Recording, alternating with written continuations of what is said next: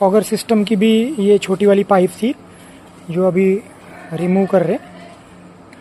ठीक है, बाद में फिर से यहाँ पे फॉगर सिस्टम वाला पाइप, ये जो छोटा वाला है, फिर से इंस्टॉल करा जाएगा। यहाँ पे बैग्स थे, जो पूरे बैग्स अभी ओल्ड हो चुके हैं। ये पूरे बैग्स अभी निकालेंगे, यहाँ से रिमूव कर देंगे और कल तक यहाँ पे एक नया शेड तैयार हो जाएगा।